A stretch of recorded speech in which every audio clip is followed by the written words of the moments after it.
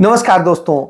नरेंद्र मोदी 2.5 लाख रुपए प्रति किलो का मशरूम खाते हैं। नरेंद्र मोदी सरकारी सैलरी लेकर के आराम से पूरा अपना पूजना अर्चना और दूसरे अपने निजी काम करते हैं। नरेंद्र मोदी सरकारी धन से जाकर के लक्षद्वीप हो या कहीं और हो, हर जगह जाकर के इंजॉय करते हैं, शिकार करते हैं, कहीं टेलीफिल्म बनवाते हैं, कहीं कुछ करते हैं।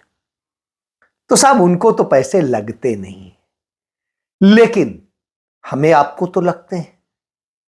महंगाई भी हमें आपको लगती है।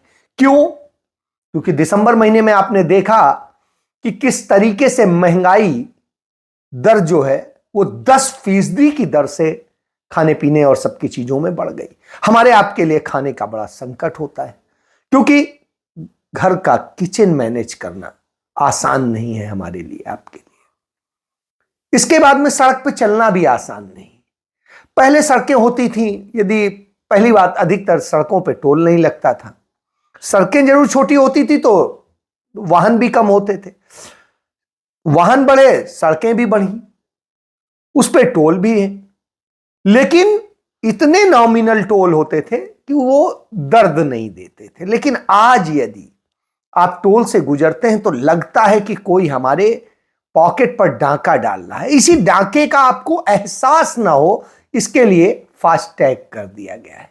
ये आपको पता ही नहीं चलता, वो इकट्ठे आता है कि इतना हो गया तो उतना आप, अरे इतना हो गया, तो दर्द, जोर का झटका धीरे से ये देने का किया। अब कांग्रेस पार्टी ने मुंबई में समुद्र पर एक पुल बनवाया था। वो पुल बनने के बाद में बहुत सा रास्ता सुलभ हुआ, आसान हुआ। उस समय जो उसका टोल था वो भी इतना नॉमिनल था कि कोई उससे बहुत तकलीफ नहीं होती थी कि हां हमारी जेब काटी जा रही है। और उसके बाद में जो शुरू किया गया था एक दूसरा टोल जो बनना था पुल, वो पुल बन के तैयार हुआ जिसे अटल सेतु नाम दिया गया। और वह पुल जो बन के तैयार हुआ, उसका जब टोल का रेट देखा तो होश उड़ गए। इस देश के एक व्यक्ति की सालाना आय जो भारत सरकार कहती है, मैं नहीं कह रहा हूं, उसके मुताबिक 1,13,000 है।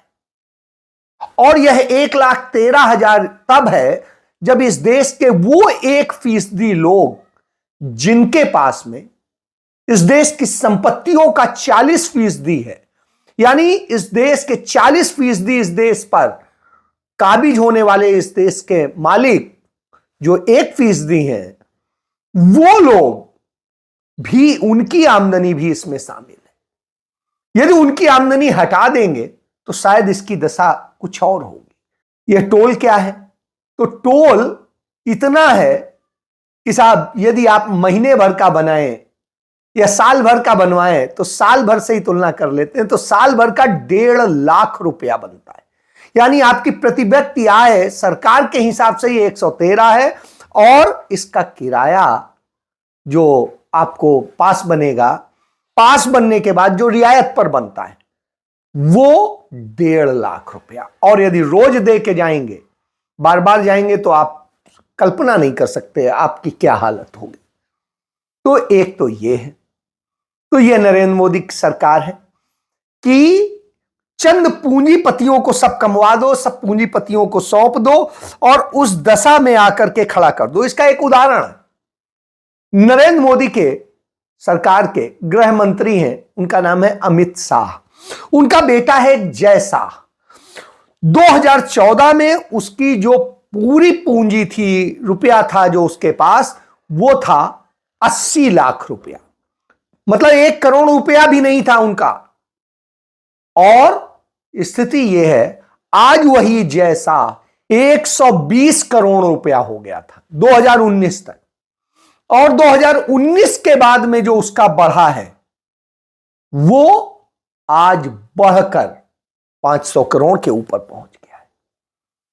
अब आप समझ सकते हैं कि 1000 करोड़ पहुंचने जा रहा है जिसका, तो इस तरह की वृद्धि होती है उनकी। तो जब यह वृद्धि होती है तो निश्चित रूप से आता है कि नरेंद्र मोदी ने कौन सा भारत बनाया है। नरेंद्र मोदी ने चंद पूंजीपतियों का भारत बनाया है, जहां गौतम अडानी रोजाना 1,500 से 2,000 करोड़ रुपए कमा लेता है। वहीं दूसरी तरफ अंबानीज का भी यही स्थिति है। तो नरेंद्र मोदी के चहेते लोग 1,500 से 2,000 करोड़ रुपया रोज कमा लेते हैं। उनके तमाम मंत्री मालामाल हो रहे हैं, उनका चमन्नी खर्च नहीं है और मिलता सब रुपया है। तो यह स्थिति है। इसके बाद जब यह स्थिति हो तो यही स्थिति कमोबेश उन्होंने धर्म को भी बेचने का काम किया। आप किसी मंदिर में जाइए जो इनके नियंत्रण में है, वहां पर दर्शन करने की भी फीस लग गई है। काशी विश्वनाथ मंदिर में चले जाइए या आने वाले राम मंदिर में जो लगने जा रहा है, जो होने जा रहा है, वो भी आप समझ लीजिए। उसके साथ साथ ये, और ये सारे मंदिर, कोई मंदिर इनका बनाया हुआ नहीं, हमारे आपके चंदे के पैसे से बना है। जब उससे बना हो तब यह लूट हो तो आप कल्पना कर सकते हैं कि क्या स्थिति है। जो इनके पैसे से नहीं बना है, जो या तो सरकार की मदद से बना है या किसी ट्रस्ट ने बनाया है, तो उसकी यदि बात करें तो आप कृष्ण जन्मभूमि में 1 पैसा नहीं लगता है। तो इससे आप अंतर समझ सकते हैं कि जहां इन्हें मिल गए मंदिर, वो दुकानें बना दी गई और यही दुकानदारी का क्रम चालू है। एक चैनल ने सर्वे कराया, उसमें आया, जनता ने माना कि भारतीय जनता पार्टी ने चुनाव जीतने के लिए राजनैतिक कारणों से, और यह गोदी मीडिया के चैनल में आया, से उसने राम मंदिर में प्राण प्रतिष्ठा का यह कार्यक्रम 22 जनवरी को रखा है, जबकि 22 जनवरी को रखने का कोई कारण मौजूद नहीं था। अभी मंदिर नहीं पूर्ण है और बहुत सारी कमियां हैं जो वास्तु और शास्त्रों के हिसाब से, हिंदू मैथोलॉजी के हिसाब से होना चाहिए, वो सारी चीजें नहीं है, बावजूद इसके हो रहा है। तो यह ड्रामे किए जा रहे हैं और उसके बाद में नफरत फैलाकर कांग्रेस को बदनाम किया जाता है। जबकि कांग्रेस का मानना है कि सरकार का काम मंदिर मस्जिद गुरुद्वारे बनवाना नहीं है, सरकार का काम है इसके बनवाने वाले ट्रस्ट को मदद कर दीजिए, उनको नियम कानून में बना दीजिए उनके लिए, उसके तहत वो अपना काम करें और वो धार्मिक लोग काम करें, उसमें हमारा हस्तक्षेप ना हो। यदि हिंदू धर्म का है तो शंकराचार्य हो या जो अखाड़े उससे संबंधित हो उनका हो, तो इस तरह की भूमिका को लेके।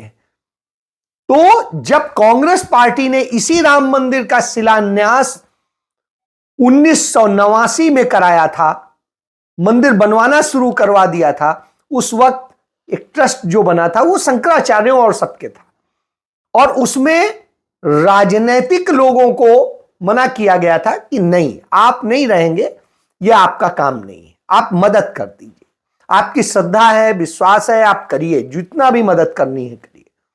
तो यह सोच रही कांग्रेस का मानना था, पंडित नेहरू का मानना था कि आप नवीन मंदिर बनाइए, ये मंदिर नहीं, ये तो उनको सौंपिए, आप बनाइए नवीन मंदिर, वो मंदिर जो भाखड़ा डैम बनाते हैं, जो नेशनल फर्टिलाइजर्स बनाते हैं, जो ऑर्डिनेंस फैक्ट्रीज बनाते हैं, जो लोकोमोटिव कारखाने बनाते हैं, जो इस देश में एचएमटी बनाती है, जो इस देश में तमाम सारे लोगों की जरूरतों की चीजें बनाते हैं। आप हरित क्रांति पर काम कीजिए, आप औद्योगिक क्रांति पर काम कीजिए, आप दुग्ध क्रांति पर काम कीजिए, आप महिला सशक्तिकरण पे काम कीजिए, आप पंचायती राज पे काम कीजिए, आप हर व्यक्ति को स्वस्थ रखने के लिए काम कीजिए, आप राष्ट्रीय टीकाकरण पे काम कीजिए, आप तमाम पूंजीवादी व्यवस्था से धन लेकर के गरीबों को दीजिए, गरीबों को मदद कीजिए, पिछड़ों को मदद कीजिए, आप इस देश को सशक्त बनाइए, आप परमाणु कार्यक्रम चलाइए, अंतरिक्ष कार्यक्रम चलाइए, आप एजुकेशन पे काम कीजिए, आईआईटी बनाइए, आईआईएम बनाइए, एम्स बनाइए और तमाम सारे स्पेशलिस्ट जो भी हैं इंस्टीट्यूट्स बनाइए। ये कांग्रेस की नीतियां थी, जिससे इस देश के छोटे से गरीब व्यक्ति का बच्चा पढ़ के बड़ी से बड़ी जगह पहुंच सके, योग्य बन सके, देश दुनिया में हमारे देश का नाम बढ़ सके, यह सोच थी। लेकिन इन्होंने हिंदू धर्म, जाति और सब चीजों में लड़ा करके, क्षेत्र में लड़ा करके किया है। और यही नहीं, अब तो हिंदू धर्म के भीतर भी लड़ाने लगे हैं कि आप सनातन धर्मी है।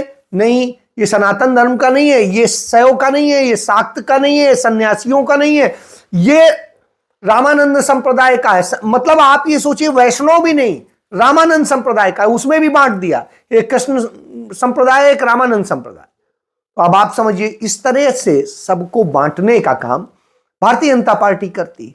उसके बाद भारतीय जनता पार्टी के नेता और उपराष्ट्रपति जगदीप धनखड़ कहते हैं, जो लोग समाज को हिस्सों में बांटना चाहते हैं, तात्कालिक राजनीतिक फायदे में बांटना चाहते हैं, जहर फैलाना चाहते हैं, 35 बनाम 1 की बात करते हैं, 20 बनाम 10 की करते हैं, वो लोग समाज के दुश्मन नहीं, खुद के दुश्मन भी हैं।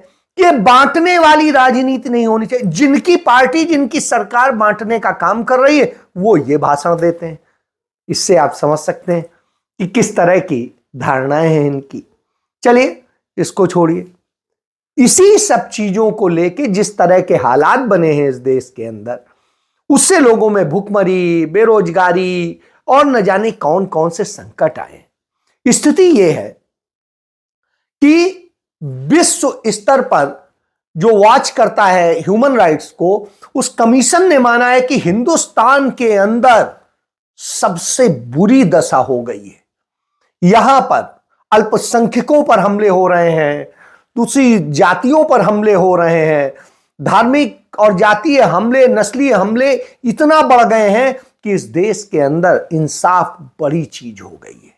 मानवाधिकारों के लिए काम करने वाले संगठन ह्यूमन राइट्स वॉच ने भारत सरकार पर धार्मिक अल्पसंख्यकों के खिलाफ भेदभाव का आरोप लगाया है। गुरुवार को जारी वर्ल्ड रिपोर्ट 2024 में संगठन ने कहा है कि अधिकारों का सम्मान करने वाले लोकतंत्र के रूप में वैश्विक नेतृत्व की भारत सरकार की दावेदारी इससे कमजोर हुई है। 740 पन्नों की अपनी ताजा रिपोर्ट में संगठन ने मणिपुर में हुए नस्लीय टकराव से लेकर दिल्ली के जंतर मंतर में महिला पहलवानों के विरोध प्रदर्शन और जम्मू कश्मीर के हालात का जिक्र किया है।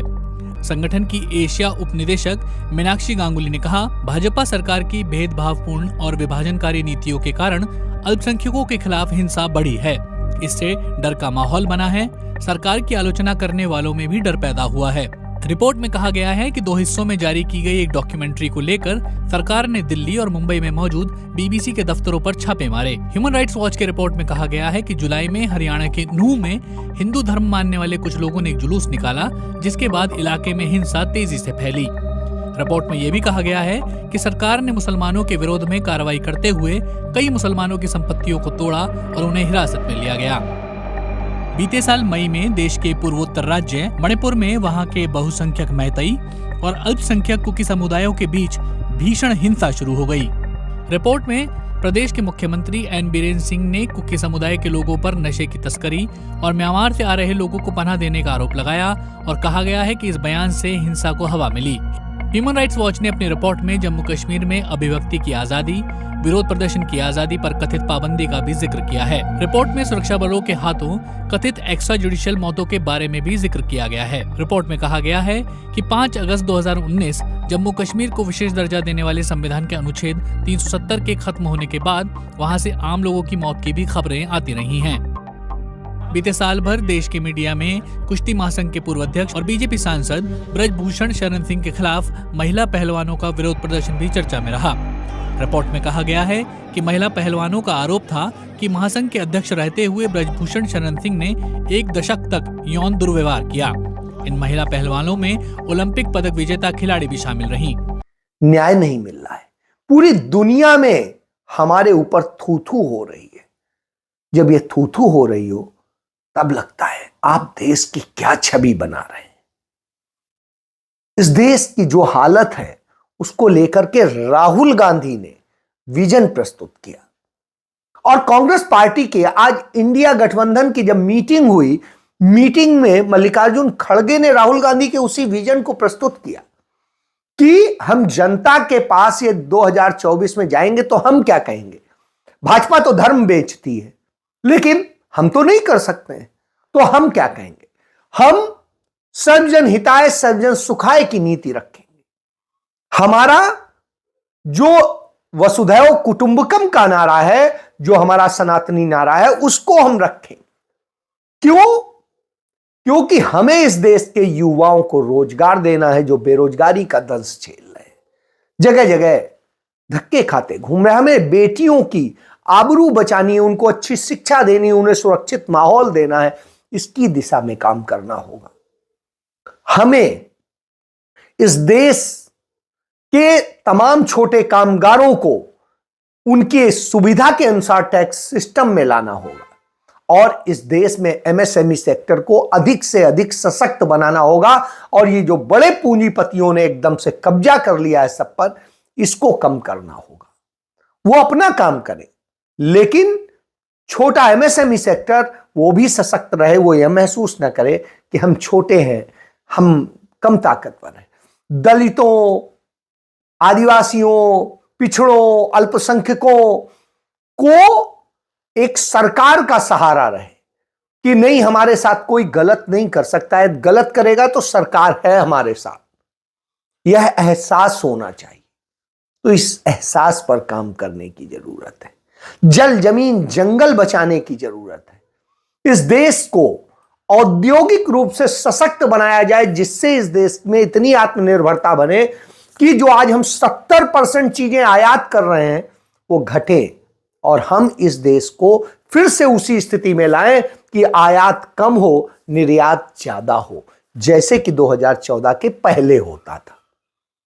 हम चाइना की जो विस्तारवादी नीति है, जिसने हमारी जमीनों पे कब्जा कर लिया है, उसे रोकना हमारा काम है और हमें अपने देश को सुरक्षित रखना है। हमारी नीति ऐसी हो कि पूरी दुनिया में हमारा परचम लहराए, ना कि हमें यह कहा जाए कि हम इतने गिरे हुए हैं, हमारे पासपोर्ट को 3rd क्लास में न शामिल कर दिया जाए। इन सारी बातों को ध्यान रखना है, क्योंकि हमारा पासपोर्ट नरेंद्र मोदी के शासनकाल में 3rd क्लास में आ गया है। यह दशा कर दी है इन्होंने। तो इस तरह की जब दशाएं हो, तो इसी को लेकर के, इसी थीम को लेकर के राहुल गांधी भारत जोड़ो यात्रा कल से शुरू कर रहे हैं। और जो भारत जोड़ो यात्रा शुरू कर रहे हैं, उस यात्रा का मकसद ही यही है कि इस देश को बचाना है, इस देश के युवाओं का भविष्य बचाना है, महिलाओं को बचाना है, उनका भविष्य बचाना है, इस देश के लोगों को बचाना है और उनको न्याय देना है।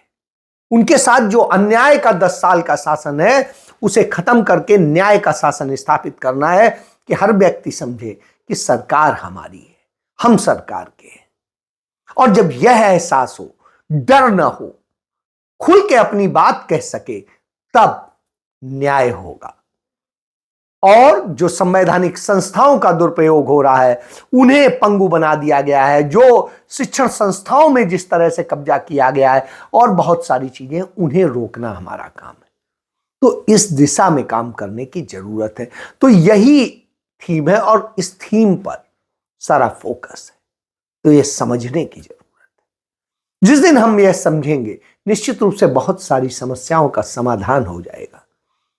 नहीं तो जिस तरह के हालात बन रहे हैं, वो निश्चित रूप से चिंताजनक है और वो तोड़ने वाले हैं इस देश को भी, इस देश की व्यवस्थाओं को भी।